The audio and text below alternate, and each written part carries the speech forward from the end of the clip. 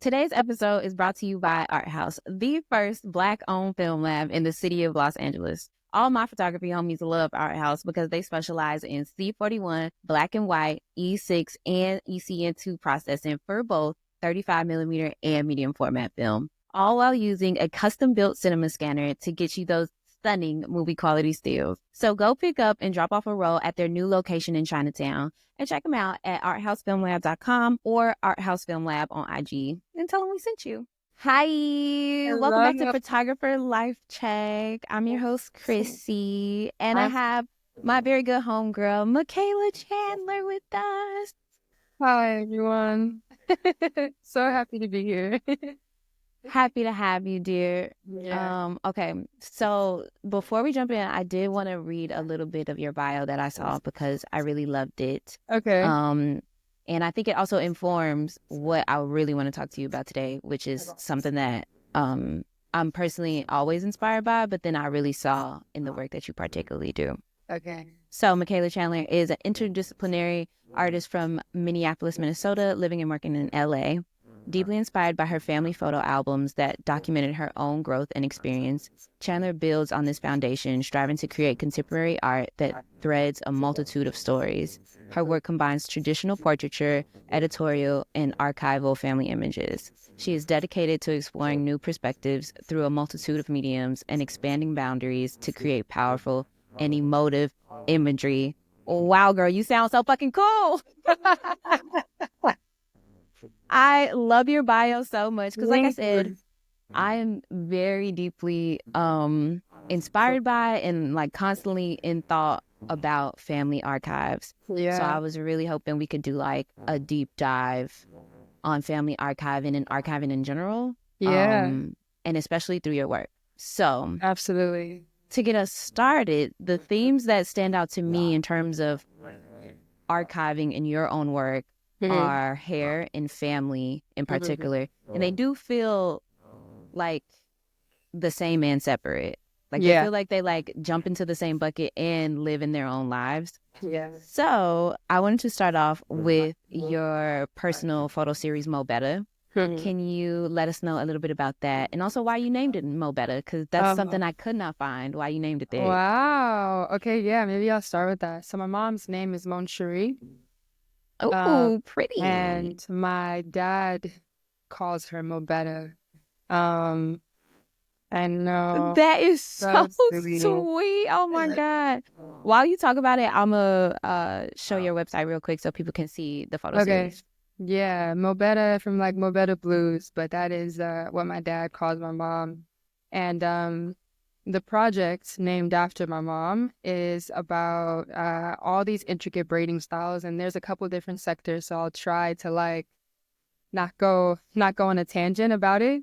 But essentially in 2020, I was home and I found my mom's braid book where she would braid a bunch of like, me and my sister's hair and kids in the neighborhood. And she took photographs on instant cameras and printed them out and put them in, like old photo style books. And when I found it, I realized how much of a piece of art it was and how I didn't necessarily at that time see my mom as an artist. She's always been a teacher in my life. And I took the opportunity sort of to expand on something that she had made, and I wanted to start documenting intricate braiding styles in different places in the U.S., but then just also talk about how she got into it. So mom also is not like a braider, but she braids, and she had to do that to make money.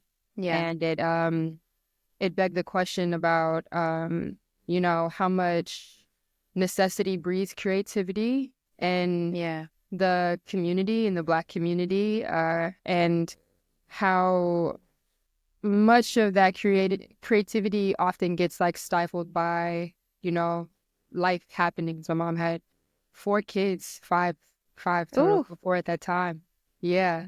And I'm sure that could have been something that she pursued, but she's also super multifaceted, and I just kind of grew up in art around her. So I was like, yeah, there's so many things to unpack there.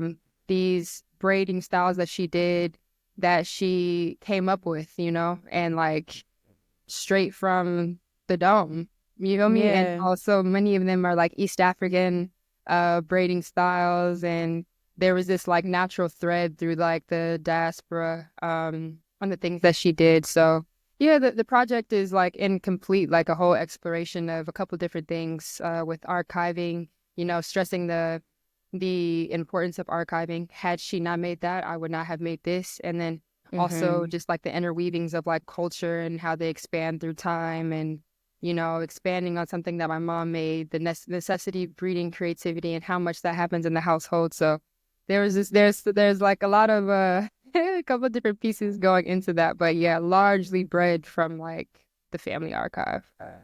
Do you think she thought about it as archiving in real time? No, 100%. like you think she was just like documenting, like how you said, the styles that she was creating for when she Yeah. needed to use it as a hmm reference. hmm Have you talked to her about that, like while you were creating the series?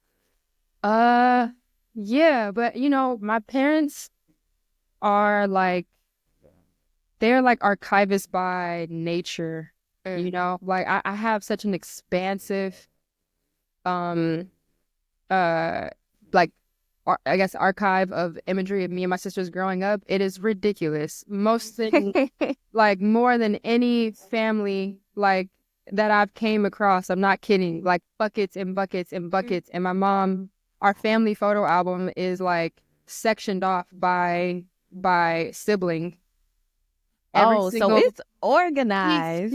she's I in know sex. that's right. Like she's when she's doing it, she's just like, no, it's memorabilia, and like, and she Yeah. likes to take photographs and whatever. But I'm like, I am who I am because of what they just naturally did, you know?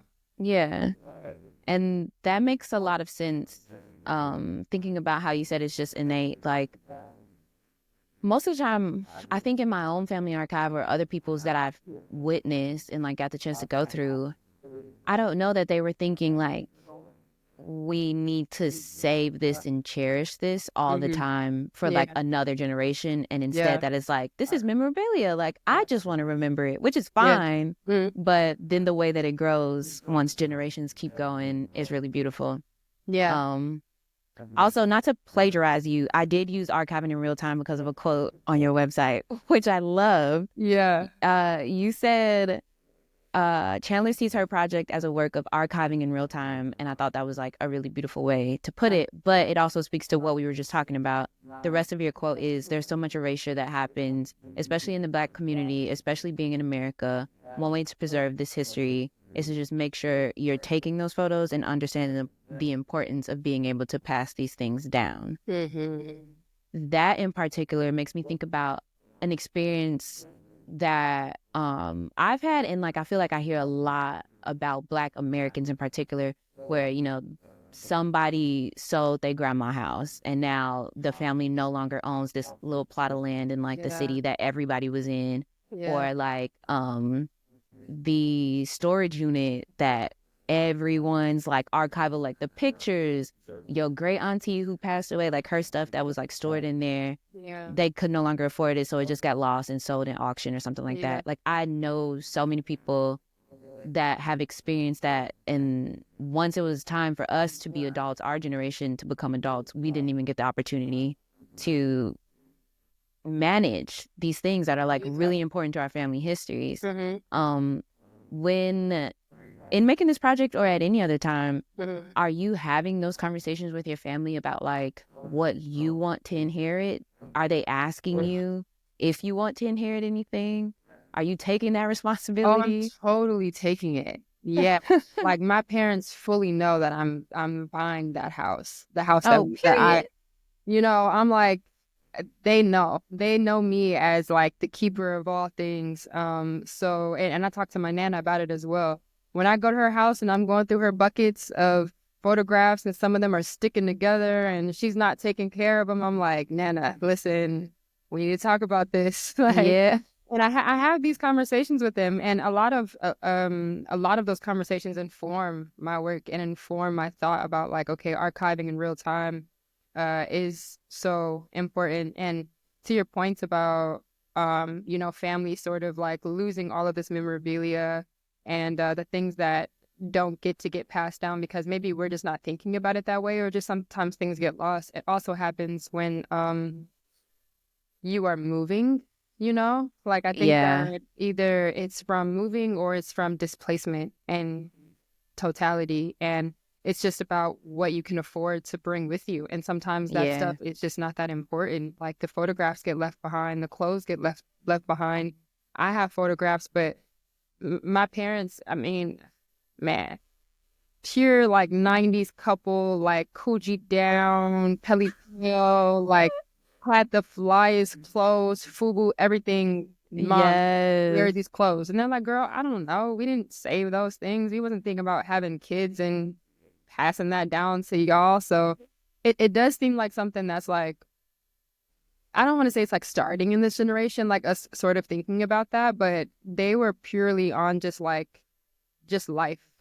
surviving, Yeah. going from place to place. I'm like super impressed that they even held these images for so long, um, of like us. And my nana has images from I don't know from how long ago, which is why I feel like it's just such sort of an embedded thing. But yeah, I'm Yeah. for sure telling them like at this point, give it to me. Like I'm taking it. It's mine. I will preserve it. Like I want to take the images now and think of that in the same way. That's so tight. Okay, so you taking the images, you taking the house, and you taking some clothes? I'm taking everything. Literally, I'm Period. taking everything. I'm full on like, yes, this is I gotta figure out how I'm gonna store it. If it's storage unit Honestly. or if it's like what that comes to. I have no idea. I'm even sad. I don't have my like senior year prom dress. I gave it to a friend. I don't have it, and now I'm like, damn. I kept mine for some years and then eventually I also gave mine away. I was like, I'm not wearing this no more. But like, how dreamy would it have been to have that right now? Yeah. Mm-hmm. Or for my niece who will be I going was to just gonna say. prom. But I don't know, she might not like that vibe. No. Which is We're just putting it on her like we're just right. Like, you're going to wear this. TT wore this dress.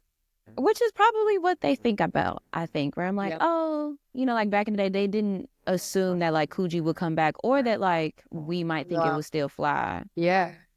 But it's crazy because I see online all the time, like somebody inherited their grandma, their auntie, something closet, Mm-hmm. and it's just a ton of vintage fly shit. Just And like I'm like, oh my God, this is so stunning.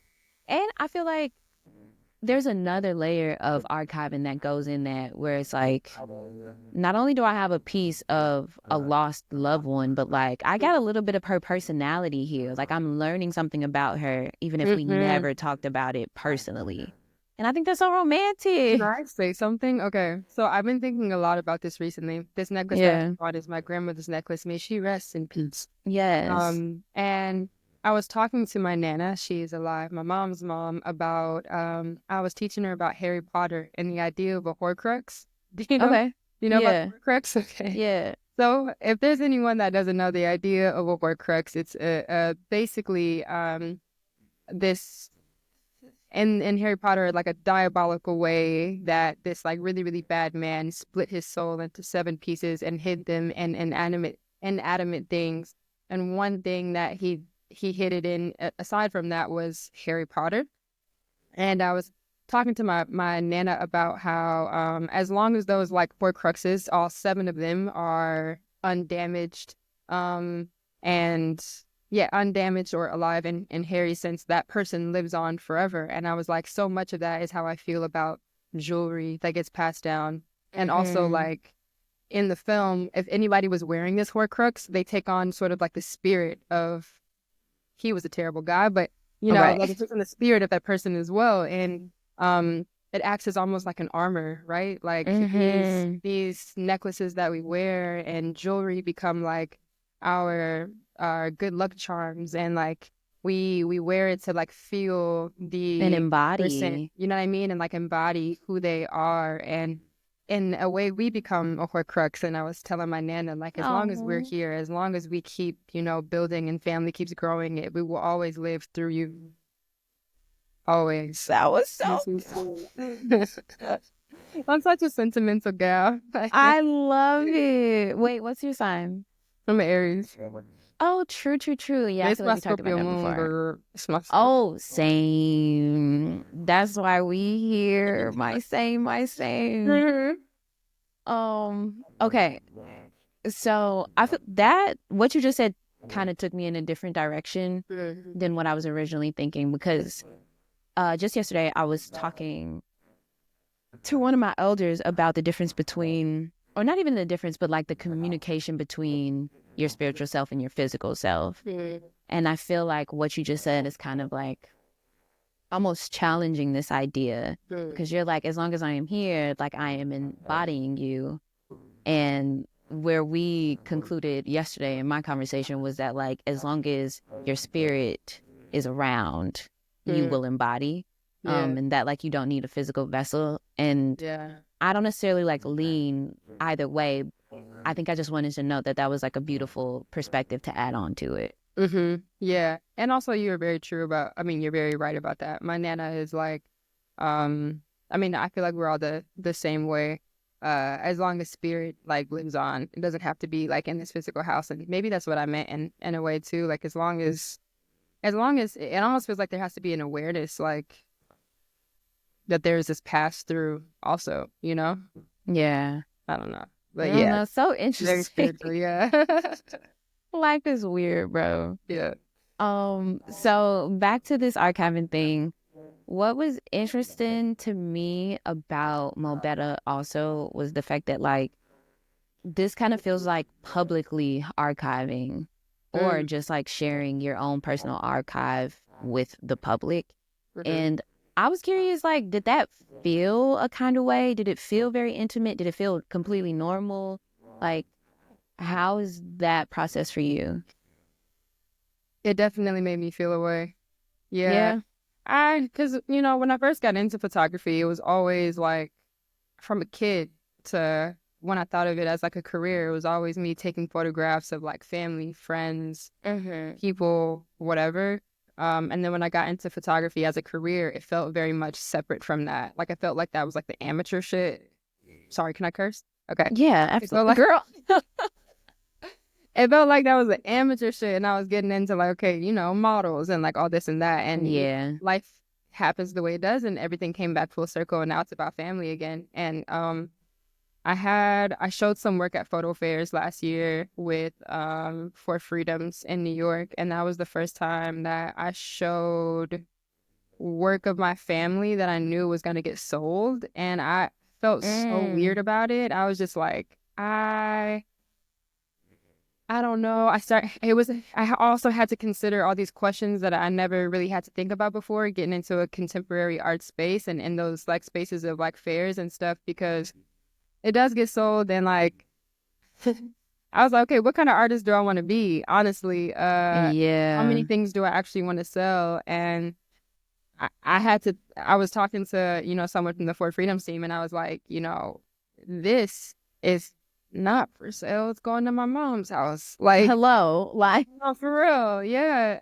Same thing. I have this like piece of my mom braiding my hair. This is in this frame, whatever. And is that that I the showed black in and white another one? show, the black and white one. Yeah. I'll pull that one up again while you talk. Okay. I have that. It's in my studio right now, but I also showed that. I showed that at Freeze earlier this year, and I had to put a price on that. And I was like, I did it because, it was Freeze, but I was just like, I hope no one inquires about this. I only have one right now. And it's going, like, this one is not for sale. It's going to my mom's crib. Like, I want them to Yeah. know if they buy it, it's going to be a print. It's not going to be in The this way. original. But Yeah. yeah, it feels strange. Like, I wouldn't mind if it got acquired for like, I don't even want to say a collection. Maybe if it was like a museum or something, because I want it to be on display, if anything. But it feels odd having someone buy something so like intimate and personal to me. Yeah. Oh my I don't God. I know. remember like having those same feelings. My first solo gallery was also like a personal photo series. I Yeah. photographed my family. Uh-huh. And initially, I was not thinking about like somebody selling this piece until I actually got into the gallery and we're talking. And I'm like, wait, somebody gonna have a picture of my niece on the Right on the wall wall, you're like, what? of my grandma? What? and it just like was not computing at first. But like you said, I think it does challenge us to think about like what kind of artist we want to be. I think it would be really cool if there was like I don't know, like an academic I really looked up to that was beginning a series Hmm. in a museum Right. about Black family archives or something like that. And Mm-hmm. then that got acquired, Mm-hmm. part of like a group, not Yeah. necessarily showing, but you know, like a collection No, of I know photos or what you something like mean. that. Like Yeah. that could be cool. And I could see like something like this living there. But it does feel so deeply intimate. But like, what is art if it isn't It intimate? really is. It really is. And funny thing about this photograph is that like I took this photo and this Mm-hmm. was for Google Image Equity Fellowship that I got. And I took it maybe like a month or 2 months before the show, and I didn't show my mom anything. She did not see that photo until it was up at the show. And like they were, it was on buses in New York, and they were like, we pasted everywhere on the streets. And my mom is like, she comes from a Southern household. My Nana is from, the South, and from Alabama. And My nana she's from Alabama like, too. this is her just like in her room in her nightgown, but literally reading glasses on, like braiding my hair so that I could take these photos and she could do this freestyle and get it over with. So like I was like almost throwing up thinking about her, like seeing herself in such this intimate way, and everybody else seeing it Mm-hmm. too. I was like so scared she was gonna be like, now why the hell would you have me looking like this all over New York, in the show? And I Yeah. was like on the phone with her before she got to New York, and I was like, Mom, can I just tell you what it looks like? Like, I just want to show you. And she really calmed me down, and she was like, baby, this is your art. This is your world. Like, I trust the way that you capture me. Like, please do not freak yourself out. I was like, seriously about to throw up. I was like, oh my God. That's so kind. Girl, my mama would not be that kind. She'd be like, girl, do not blow up this photo of me in my nightgown. Oh my God. Yeah, that's what I was expecting. I was like, please give me your blessing. That's beautiful. And are these the originals then? These Yes, look these like, are all the ones that my mom did. yes, come Yeah. Yeah, on. the little heart in the corner, that's my head. This one? Yeah. Oh, little baby Mckayla. Yeah. And like the other ones are like my sisters, and then it's two girls in the neighborhood and my dad. Which your mama was going crazy. Yeah, that's my sister. Yeah. That? And you know what? So imagine me opening this up in 2020, and I've seen this so many times, but as Right. I'm figuring out who I am as an artist and I'm getting more into like exploring archival imagery and like my work and like what that means, I was looking at this like, Mom, this is crazy. Art. Like, Literal this is art. insane. And she's, the one in the top right corner, she said she called those the Alicia Keys braids. Because, Oh, Alicia true. was rocking, all Yeah. these And intricate she braids. stayed with the one that went forward like Exactly, that. forward. She just called them Alicia Keys, but everything else was just freestyles. Like, Nah, she ate it up. she's so sick. She's so Yeah. sick. That's another thing too. I think I I would love your opinion on this because sometimes I feel like I struggle and sometimes I'm like, this is so beautiful that we get to see ourselves. Yeah. I think about the people, particularly my elders in my life, who did not consider themselves artists. But then we look at their work like this and we're like, you're obviously an artist. Like this isn't just straight backs, babes. Like you Yeah. went crazy. And then something like what you then turn it into is now in a gallery on exhibit. Now you're making prints. You're turning into like I'm using air quotes to make it like official. Like now Yeah. this is art. Yeah. And the part where I struggle with is like, as a consumer, I want to see you do that. I'm like, oh my God, this is so beautiful. It's inspiring me to think about my archive in different ways or like the people in my life in different ways. Mhm. And then the thing that I don't like about it is that like we can't control who the audience is. So Yeah. now other people are viewing this and taking like extracting something almost instead of being inspired. They're like, oh, this is what's hot now. Let me extract this and try to recreate something. And it just feels icky. And so like I feel like I'm in a constant battle in my head sometimes about like how much of our particular like family history, like our culture, the things we do, say, the art of it all, like how much of that is shareable for real. Mm. You know, when I was thinking about this project, I was like, the braids in general are is definitely something that has been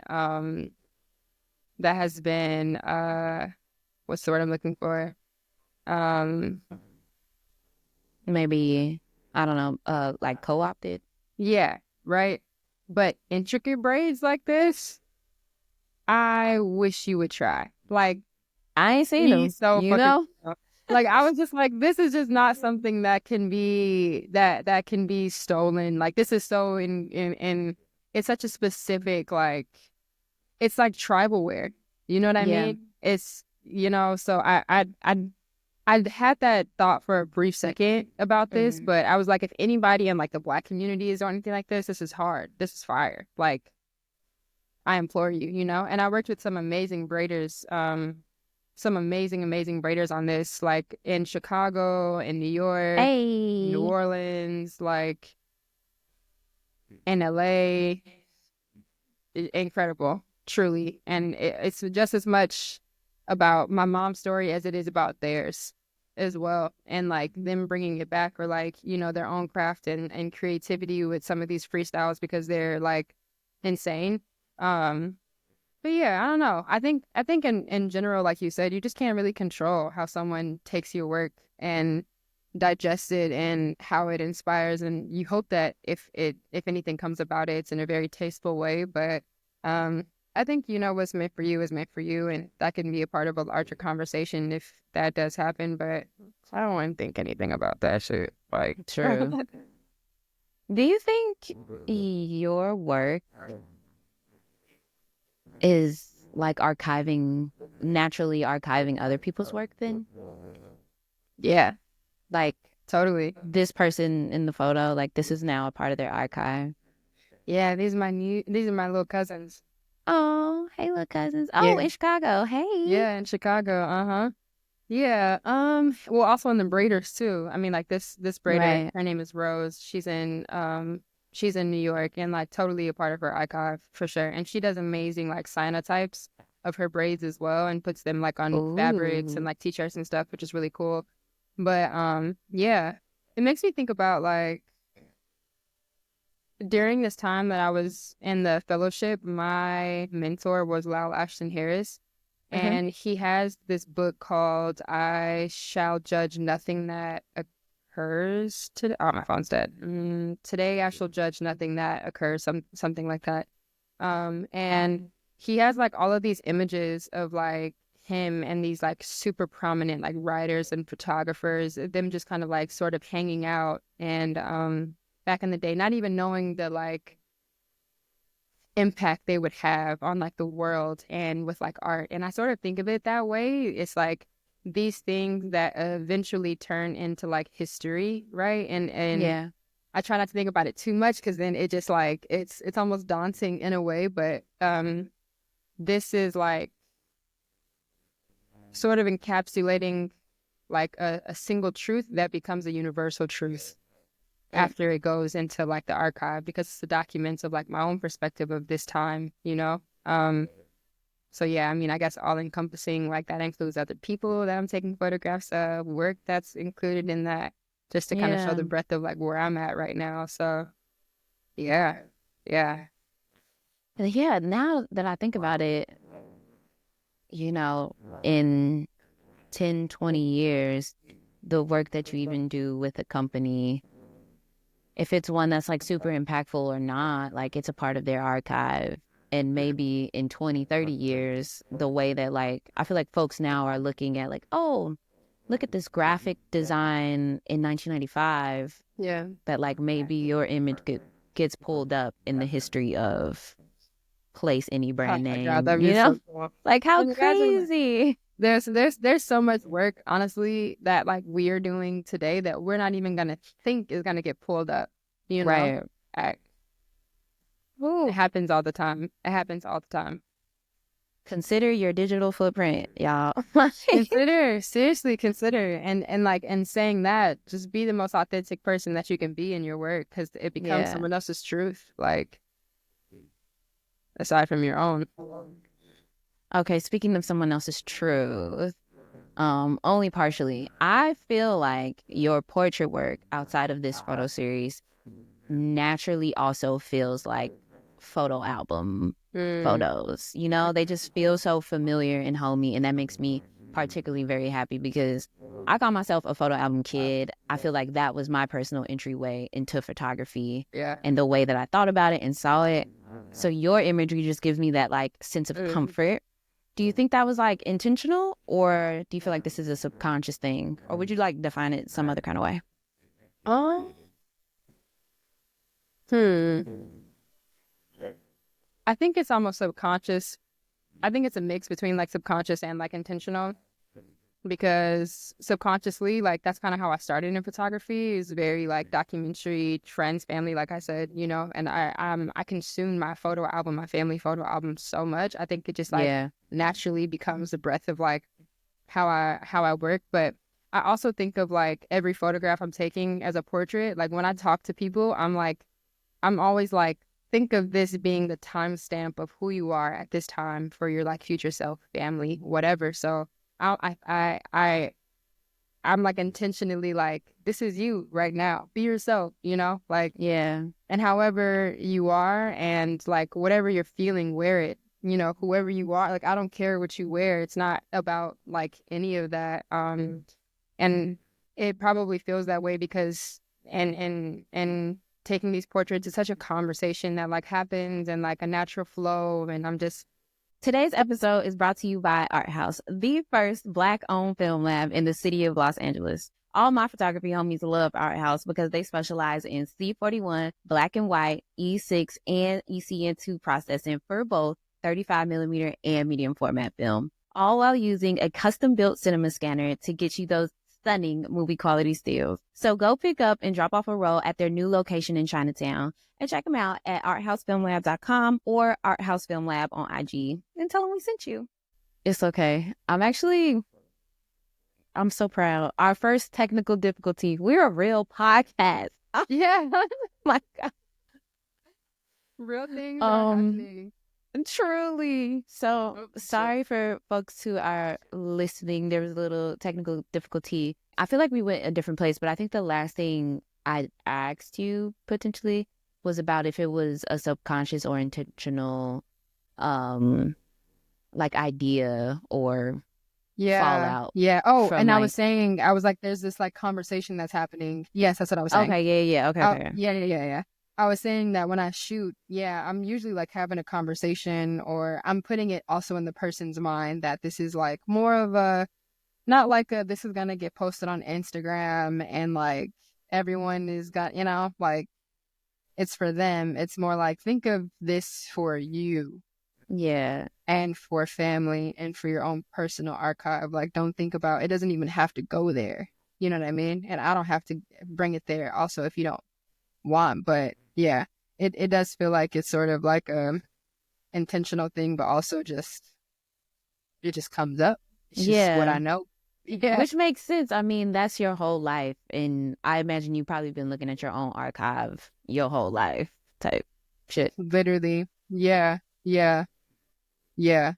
My parents definitely had recordings of us on like VHS tape that they have no Y'all idea still got where the is that now. VHS? Oh, I'm like, oh My my mom's God. like, it's in the attic somewhere. I remember there being a video of like me and my sister, and there was like a green screen behind us of a bunch of like fish, and like I remember like stealing the mic from her and singing, and we were doing some type of Oh, karaoke thing. But yeah, I don't know where the heck the VHS tapes are. damn. If your family still has any VHS tapes, or honestly, your normal like photo archive, I encourage everybody to digitize these things, put them on technology that we Yeah. use right now so Mm-hmm. that you can continue to have it. It feels impossible, but there are actually quite a few places that will digitize VHS Mm-hmm. or swap like your DVDs or CD-ROMs and put them on hard drive and stuff like that. One All that I'm right. actually thinking about, if you in LA, the Black Family Archive, they host Yeah. events at Black Image Center. They help digitize archives, and they also do like really cool other things. Like they will turn your family photos into like a coloring book and make all of your photos outline so that it can then be. It's like so genius. Shout out to India. She is, oh I my was gonna God, say that's so India, right? incredible. Yeah, Oh my God, that's so so amazing. incredible. So, you know what I'm saying? If you're not in LA, just look for stuff like that in your city. They are typically in major cities, but even like the little mom and Yeah. pop shops, the mom and pop photo shops can Mm, sometimes have these opportunities for you to hold that's on to so your family sweet. archives. Yeah.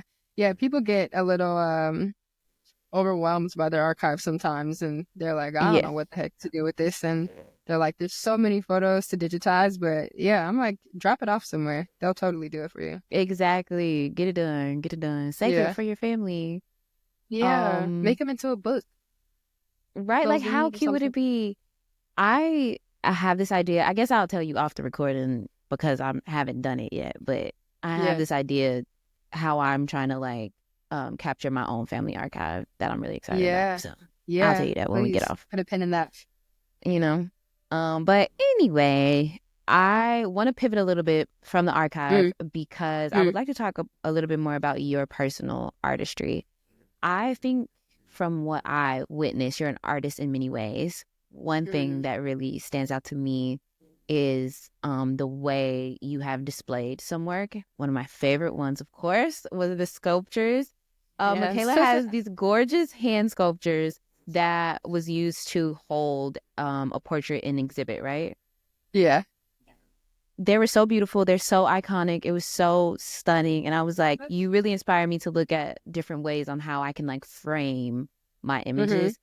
I want to know about like what other ways like you play in art. Do you have Oof. other sculptures? Can we buy a Mckayla Mm. sculpture? Like, what's up?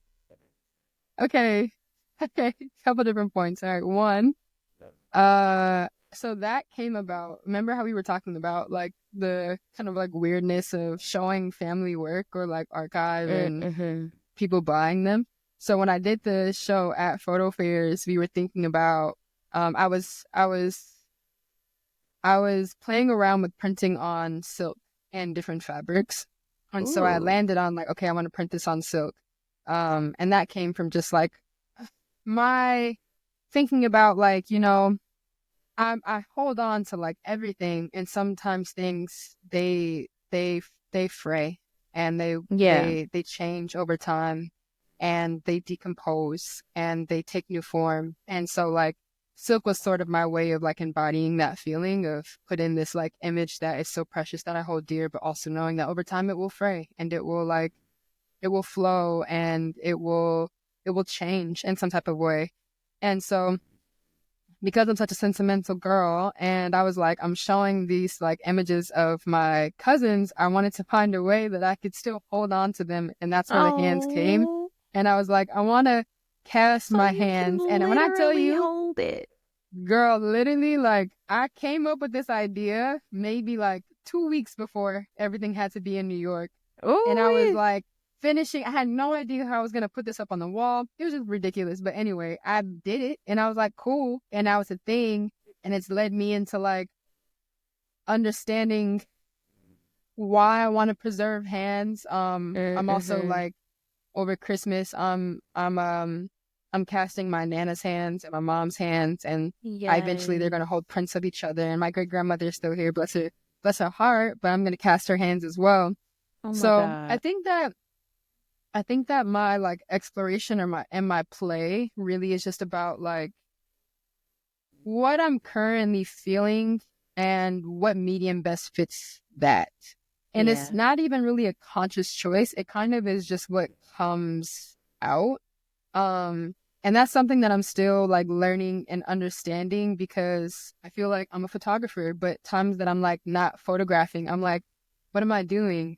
Why am I Mm-hmm. picking up a guitar? And why am I so obsessed with like music and Mm-hmm. you know, casting and playing with my hands or whatever? But that's just kind of what the body needs at that point. It's whatever I'm feeling or exploring. It's like that's my other form of like speaking.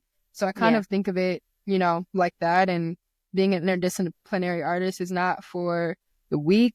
Bruh. Because so much of me wants to focus on one thing, but like I can't. That's just not the way I'm like living. And it Yeah. can also get really expensive because why do I have so much shit in my studio? Like, Bruh. I call them my side quests. I'll be like, yeah. I can't afford another one. Like, Yeah, but they all are the same thing. Do you know what I mean? They're hmm. all the same thing. So I just let it happen. Um, but yeah, I've gotten into like casting, you saw. I also like I don't know, I like music. My dad grew up in music and he used to rap and manage and things of that Hey. sort. And me and my sisters used to like rap as kids and write and all this Yeah. stuff. And it's a part of me inherently as well. And Wait, a lot where of can we people find some Mr. Chandler? We need to run it that up on Spotify. Hold on. listen, there is some like OG like dad's music on YouTube, which is like crazy. Ah. Underground, East Chicago, Indiana rap. It's there. Uh, What's his it's what yeah, it's a mixtape with like him and my cousin actually. Mm-hmm. Just fucking hilarious. I don't even know all about the music. I think it's called with Muzik. But Of if you course, look up music. Ski Baller, that's my cousin. Ski baller, Ski go. Baller. Skeeballa, Ski Baller. Yeah, bless his Hey, heart. ski baller, we fuck with you. We Ski Baller, he appreciate it. on We finna run it YouTube. up. Yeah, getting streams up like I'm gonna see if I can find it and put it in the description. that's so funny. Please do. It's kind of like all the things that I grew up around. Like if you ever see me in interior decor one day, it's because my mom switches up the house every season. Like Yeah, every time I go home, I'm like, was the door always blue? And is the living room yellow iconic. now? And where did this come from? It's like it's all things that I've been introduced to in some ways and from parents and grandparents and cousins and aunties and stuff that are an amalgamation of like what I am. So I pretty much get my hands on anything really. I mean, clearly you come from an Yeah. artistic That's family. yeah. Yeah. Yeah. Nothing that I like truly like realize, but yeah, a lot of my inspiration comes from my 18,000 aunties. I have so many aunties. Um Shout out to the uncles. aunties, especially. We love and Shout honor out you to the so much, aunties. Nah, for bruh. real. Shout out to the aunties. Yeah. Heavily inspires the way that I think about in like a home space, Yeah. the way that they used to decorate their homes. And my aunties, I'm sure you had aunties like this as well. We couldn't even go in the living room Oh because the yeah. rug like needed to be vacuumed and like the lines had to stay on the rug. Like they was Yes. Yes. like we can't even step foot in there. It was really in a like museum, you know, like it was Literally. Or first that it was dining room that you never used can never use it. with the Yeah, little it was china like the cabinet with the plates and the exactly. cups that you never use. It's a museum. Yeah, These are yeah. artifacts. That's when we first learned about curation, right? That's Like, so beautiful. That yeah, really is curation. yeah. They were like, don't touch it. That was their art. That was the way they did it. And it was like, Right. do not go in there.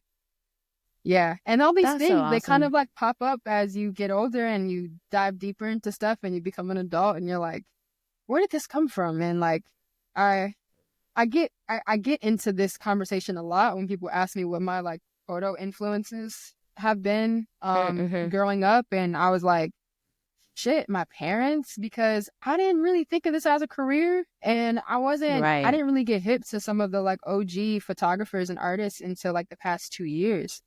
Nice.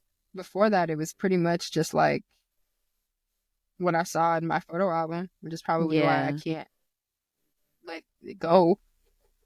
Right. That's the interesting thing.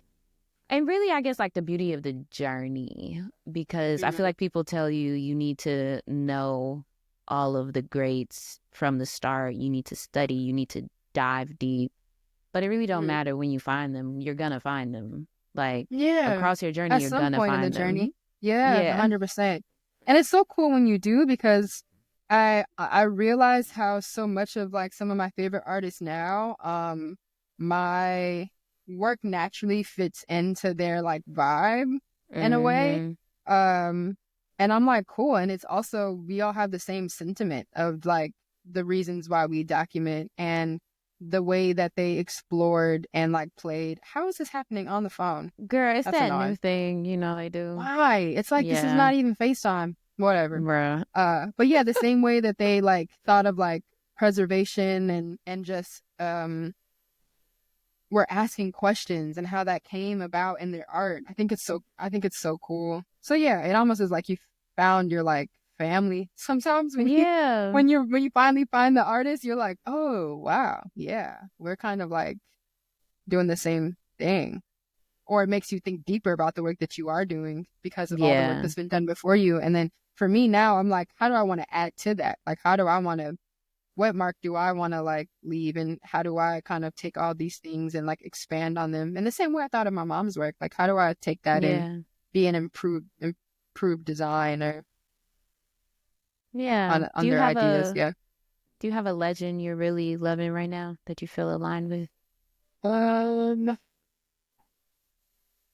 I really feel aligned with Latoya Ruby Frazier. I It sounds do. familiar. Yeah. A lot of her work is, I want to say she grew up, Oh, ooh, she do not quote fly. me, Michigan. Can you see where she's Okay. from? Okay. Is it Let's go to Michigan? the about. I feel like it was somewhere in the Midwest or East Mm. Coast. We love our little Midwest queens. No, she from Pennsylvania. Okay, Pennsylvania. Okay. So a lot of her work is it's sort of in a way to about two things. It's like it's about her life sort of like growing up in Pennsylvania, and there was just like a lot going on during that time, and she was the one that was documenting all of like some major Mm. crises that were happening in the community. um uh I want to say with um there was like a bunch of like homes that were getting Mm-hmm. torn down. I think like maybe I said Michigan because it was sort of like what's happening in Flint, right? Like where there was poisonous houses built on poisonous land Mm. and just people just not getting taken care of, right? And she was like at that time documenting a lot of that was happening in her like neighborhood and what she was seeing. I remember these like helicopter shots that she got overhead of these if this like I don't know if it was like an oil plant. I don't know, Yeah. but anyway, I I feel like like you. the way that she had that mix of like environmental like crisis that was happening in Pennsylvania, but also the Yeah. reflection that she saw with like her and her mother's relationship, the imagery that she took of her grandmother and her grandma's home. Um, it's just beautiful. It's beautiful, and like yeah, when I first saw her work, someone told me that the photograph of like me and my mom reminded them of that, and I was like, oh, I haven't heard of Latoya Ruby Frazier, and then I saw her work, and I was like, Yeah. yes, She has a series called The Notion of Family that actually is kind Ocean of Family. reminding me of your work. Yep. And I think I'm seeing the ones you're talking about. And you also probably thought it was Flint because she does have a project covering Flint called Flint is Oh, Family okay. in Yeah, I'm 2016. like, So that there's makes something. sense. Okay, Yeah. yeah, But this is hard. Thank you there. so much. I was just curious as we were talking about it. I'm like, Mm-hmm. who do you see yourself She's inspired she's by? amazing. Yeah, I wanted to. She was teaching at the Institute of Chicago. Hey. Um, not that long ago, and I was like honestly considering going to school there just so I can like learn under her or just have conversation with her. She's not there anymore, but yeah, I think that aside from the like portraits that I take in like family archive and this, I am very deeply invested in like the documentation of life and like the outside world Yeah. as well. And I think that just comes from me just like being so observant and also Mm. wanting to not just give context to two sides of it, right? Like one side of it being like my physical self and the people around me and like family, but also like the world we were living in at that time, how those sort of like coincide with each other in Yeah. an archival sense. Yeah. Mm. Oh my goodness. I can't wait to see what you do, girl. I'm loving this. Yeah. Okay, I want to pivot a little bit to our next segment called Let's do it. The Gear Don't Matter. But okay, so I have two quick questions. Okay. The first one is, what's your favorite piece of equipment that you use? It does not have to be a camera. Ooh. Favorite form of equipment that I use doesn't have to be a camera. Oh my God. Okay. Whatever. First thing that came to mind was like my eyes. Come on. Yes. I take snapshots, visual snapshots of the world daily, like Mm-hmm. all the time. I'm always looking at something. I'm like, wow, that's a beautiful photograph. Or like, Me too. Yes. sometimes I wish my camera could catch exactly what my eye does. I swear, same. That's a word though. You got everything you need right here, baby. The eye truly is it. Which is why, like, I mean, to what you said, like, equipment doesn't matter. It takes a long time to understand that too. Yeah, definitely. And I Yeah. think, a lot of photographers, I wanted this segment because a lot of photographers talk about how offensive the question of like, oh, what gear do you use? What What camera are camera did you you shoot on? using? Yeah, is really offensive because it is, because it's like we could have the same exact gear, camera, setup, and everything, and your shot can come out It's differently. not going to be different. Yeah, it's It's going to be just different. Yeah. right. It's not gonna be the same. But that doesn't mean we don't really love the gear that we use. And Yeah. also we spend a lot of time getting to know our gear. And I'm Yeah. like, there's some gear that I absolutely love and I never want to sell or give away. And so Yeah. I just am like, what gear do we really want to keep that inspires us, that keeps us, Uh-huh. even though that is not the main thing, because the main Yeah. thing is our actual site. My favorite camera right now, and since I have Mm-hmm. gotten it, has been my Mamiya RZ67. The baddest. I love that big honky thing. Me I too. I love it. I use it as a point and shoot, literally. Like I'm like Oh my on the go, God. like with this camera. Like it is Girl, you everything to strong. me. I have Ooh, yeah. acquired some strength. I Okay. have. It's amazing. Oh my God, just I don't know. I like the way it sounds when you take the Me photograph. too. I like that you kind of have to slow down, but it forces me to just like think in so many ways to get it exactly, you know? And I'm not a person too that will like take a photo that's a little this way because I'm thinking like in post whatever, I'll just like straighten it out. I'm trying to take it Yeah. exactly how I want to see it Mm, come every time. on. So it's like, it's amazing. When I first got that photo, that camera, I was walking around in downtown just taking pictures of like buildings. And when I got back the images, I was just like, Yeah, okay, that's a medium really format or incredible plus. camera. Truly, Yeah. right. I love that was also the first medium format camera I used, and I was like, damn, you got me. Now I'm here. I love Incredible. medium format. Incredible. Yeah. I collect a lot of cameras though. I have a True. lot. Okay, Yeah. second question is, Mm. what is a piece of equipment you'd like to use but you haven't yet? Ooh. Maybe Um, potentially thinking about like a project you've been thinking about and you like, damn, I just need a yeah. Okay. Maybe like two things. One, I've been learning lighting. I Mhm. think I really, really know how to use natural light, but structured lighting Mhm. for imagery is like such a world on its own. Control light like that. Kudos to the lighting techs, like, and the people who put Truly, scenes together because whoa, we love I a mean, light tech. so emotive, changes everything. So lighting, I would say, equipment wise, and then two is I really, really, really, really, really want to shoot 16 mil, like Hey. so bad. I got like a little taste of it, um, Mhm. on like a video shoot, but I have a 16 mil camera because I'm crazy, and a friend was like selling theirs, and I was like, yep, Right. me, I still need it. haven't used it.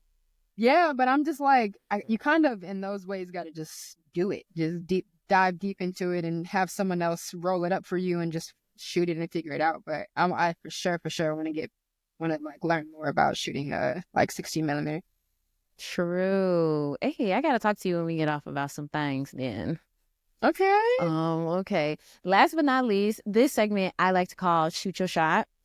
And I would love to leave this opportunity for you because the girls might be listening. Who is Okay. somebody or brand that you would love to work for? Oh God. Uh, what a question. Truly. All right. It could be an artist. I'm just gonna say, yeah, why is the first person coming to my mind Missy Elliott? I love Missy. Because yes, girl, what you I love mean? Missy. Yes. That's so This is crazy. a Missy Elliott stan podcast. Like Girl, anybody but come so on here, we love it's Missy Missy. girl. But the reason I say that is like I just been thinking a lot about just like artists who I really truly I just like the way they work and I want Yeah. to photograph them because it means I get to talk to them. You Hello. know? Like I'm trying to Yeah. meet Missy so bad. I want to just have a conversation, truly. But I would say like, oh man, um, yeah, I just really want to tell stories. I don't know. Hmm. I think that me and my current brain, time, and space, I don't know if there's like anything that I aspire right now aside from just being able to tell someone's like story or to Yeah. have a conversation or to um just like learn from people that are like better than me. Yeah. uh but yeah, if there's any opportunity that I can take to like learn and be on set in so many ways, I want to be on movie sets, I want to be on video sets, I want to be on short film sets, I want to be on magazine sets. And I honestly like shamelessly in any type of way, you could hire me as a PA, Period. Exactly. photo assistant. Like I don't have to be the main person or photographer. I just want to be there. I just want to feel the Hello. essence. I want to be in the room. I want to see how it's done. I'm like I just want to soak it all in. So I don't know, whatever opportunity that presents, I'm here. I'm here Well, and period. I'm available. My Anybody got the Missy same. plug? Okay, who got the Missy plug? Because I we don't all know. trying I to don't get on know. set. Oh my God, Mckayla, thank you so much. I really, Oh, really appreciate you coming on yeah. my little baby photographer life check.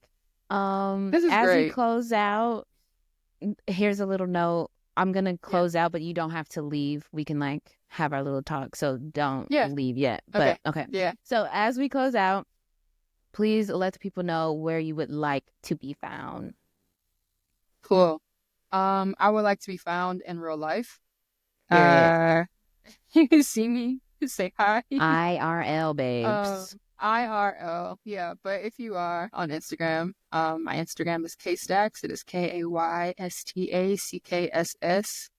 Um, that's pretty much it. I don't really be on Twitter. TikTok is for fun. Please don't find me on there. Um, yeah. Just that my website is MckaylaChandler.com. I try to update that as much as I can, but I'm really an in real life girly. So True. Well, beautiful. We'll catch you next yeah. time. Bye. Thank you. Bye.